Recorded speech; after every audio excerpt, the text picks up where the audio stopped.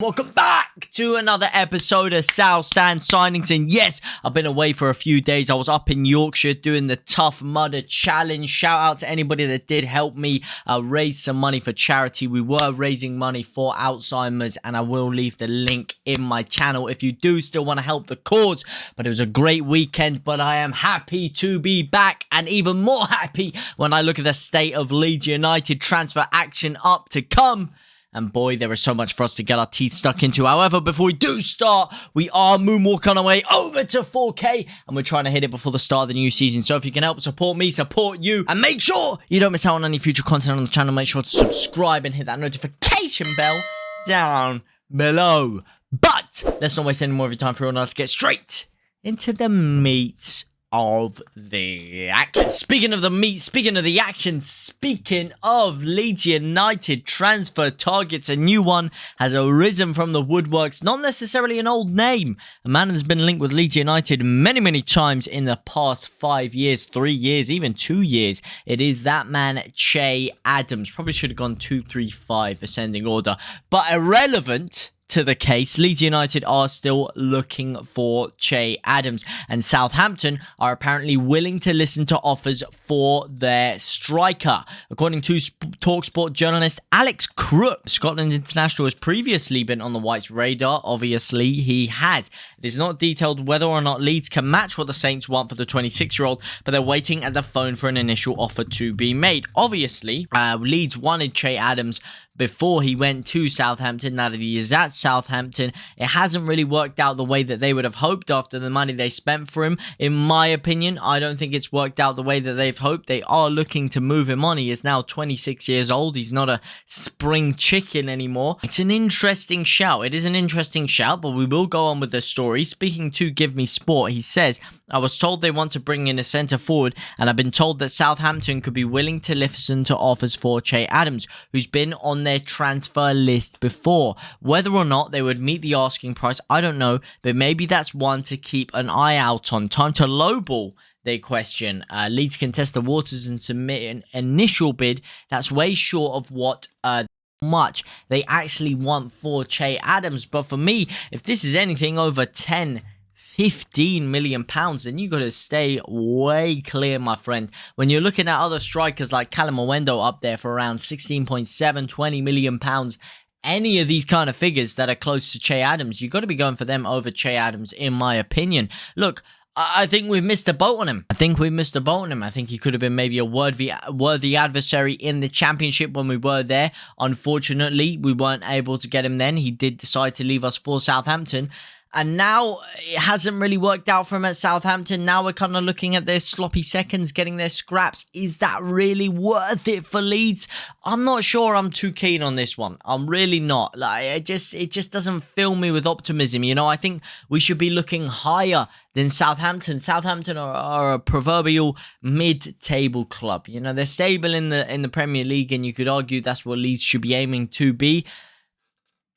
But it's not really hitting me with that feeling of, oh, the sleeping giants that are waiting to be arisen and become a European force once again. Is Che Adams the guy that can do that? Yes, maybe he could be a good backup. Maybe he'd be willing to play on the bench more than someone like Bamford or someone like Joe Gelhardt. Interesting shout. But for me, I'm not feeling it too much. Let me know what you guys think down in the comment section down below. And speaking of someone that was feeling a certain type of way, Alessio Bachani was feeling a certain type of way when he sealed his sudden Leeds United exit. That is right. The Italian who moved to Ellen Road 3 years ago, the goalkeeping coach, has officially left Leeds United as he pens an emotional tribute on social media where he says, my time at this incredible club has come to an end. In the last 3 years, I've experienced without a doubt the greatest moments of my time in football thus far. So proud to have been part of a promotion back to the Premier League and everything that followed. Thank you very much for your time, your effort, your consideration, everything, Alessio Bachani. I wish you all the best in the future, my man. And I hope you have a flutteringly fruitful career thus far. Thus far in the future, in the coming future, not thus far. The mixing the past, the present, the future, all the tenses together. It's not really working out for me right now. And speaking of something that isn't working out for someone, Newcastle are not having their pursuit of Leeds United winger Jack Harrison to be very fruitful for them or work out in the slightest. They came out before and they said, we're not going to be really willing to offer more than 25 million pounds. We don't think he's worth what Leeds United are putting on the table of his valuation. We really don't think he is. We want to look elsewhere and go for this guy, go for that guy. They then have moved their attention over to James Maddison from Newcastle, who they're trying to buy in the attacking midfield role. That hasn't really worked out because Newcastle have turned around and said, excuse me, mate. Leicester have turned around and said, excuse me, mate. I want 60 million pounds for him. So now they're like, ooh, well, that's a little bit sticky, my man. Let's go back for Jack Harrison. And they've gone back for Jack Harrison and they've tabled a bid worth 40 million euros. God damn, that's a lot of money. That is a hot smoking cheese amount of money. That is smoking Joe Frazier kind of money. And Leeds United have turned it down. Leeds United won 40 million pounds for Jack Harrison. They won 47 million euros. Oh my God. Newcastle are raising their stakes.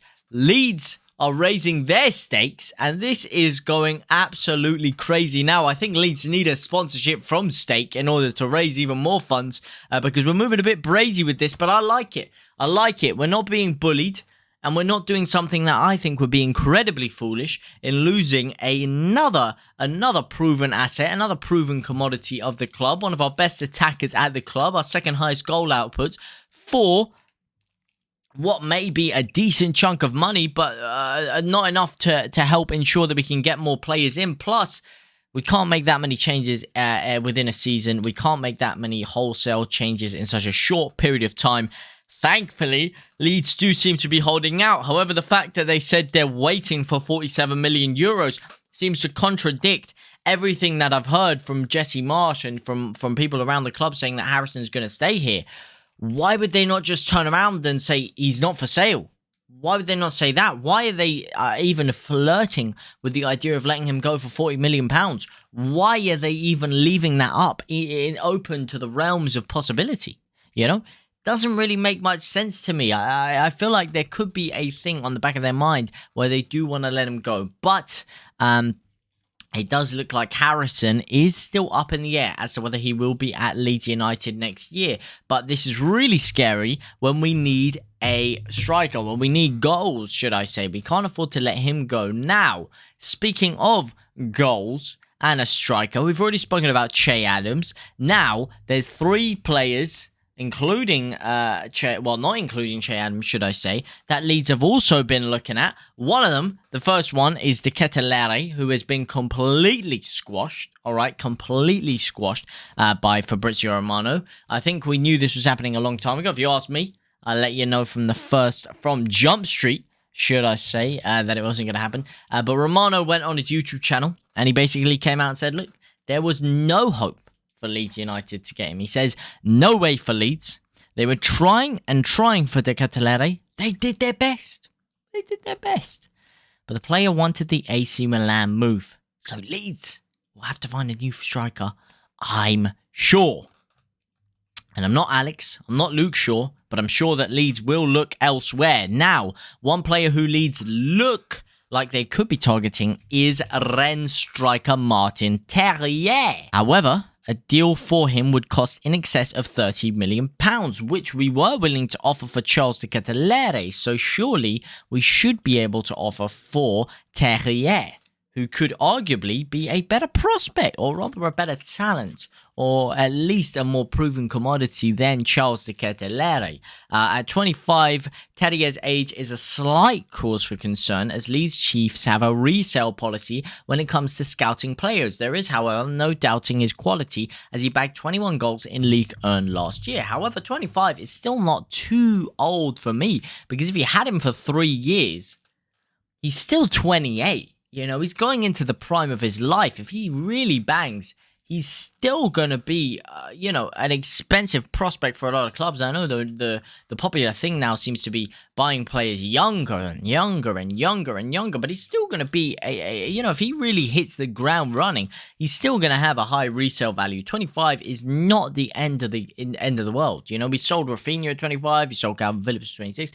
we sold these players at old ages. You know, it's not going to be the end of the world. However, maybe it could just be too much when they are valuing him that highly. However, one man who's valued at a lot less and is 1 year his junior at 24 is still Berisha. And Fenerbahce apparently is desperate to sell him. However, they value him at £4 million, whereas Leeds only value him at £1.75 million. Now, this cannot be our sole backup. It really cannot. I don't know if we're trying to buy two strikers. Maybe because there has been talk of Rodrigo going. What I could see maybe is us buying Berisha, letting Rodrigo go, alleviating a lot of that stress and pressure off the wage bill, using that Rodrigo wage bill money to go and buy another backup who's going to play above Berisha, and keeping Berisha as kind of an extra backup in case you want to play two up front. That's maybe what I could see being stomachable for Leeds fans. However, it doesn't look like they're coming to an agreement on the price right now. However, they are desperate to sell him because they have too many foreign players on their books. Now, speaking of the man that I would use that extra money for, it is this man, Arnold Kalimuendo. I've been wanting him for a hot moment. And here, look at this. You have one of the greatest players to ever, arguably the greatest player to ever grace the game. And he stood there arm in arm with Lionel Messi. I mean, it is a beautiful picture, a absolutely sublime picture. And Leeds have now made a £16.7 million bid for that man, and it is Arnold Kalimuendo. Leeds United have just made a £16.7 million bid for Arnold Kalimuendo, with Media Foot reporting that is the minimum amount Paris Saint-Germain want for the strikers. Leeds fans will be hoping that the Whites step up their bid to sign a new goal scorer. Obviously, we will. Now, where this gets interesting is obviously when you look at the valuation that the clubs have been looking for. Now, what we were all reading before is that Leeds had already submitted a bid of around this kind of valuation. However, it was a bit of a lowball bid, and Paris Saint-Germain wanted more, and Leeds were kind of in no negotiations with them.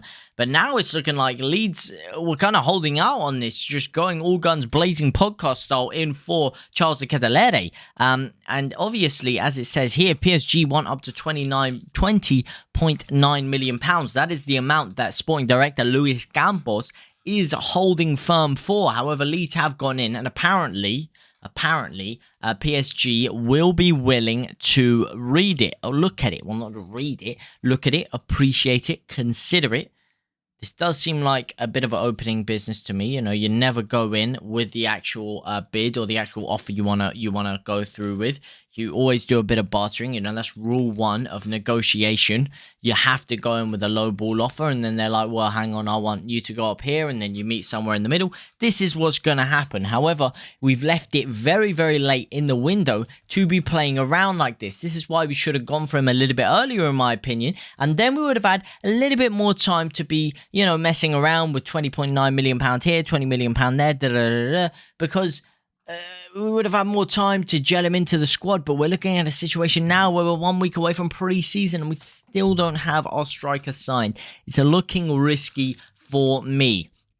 Now, obviously, Leeds United are not the only club going in for him, and it was reported yesterday by Pranav Shaini that Newcastle have also been plotting a bid for Kalimuendo. However, the thing that they say that's very interesting, I'm not 100% sure on, you know, there isn't 100% lot of factual basis behind it, but apparently he's not really convinced with the Newcastle project. Obviously, playing at PSG, he has seen that, you know, this high funding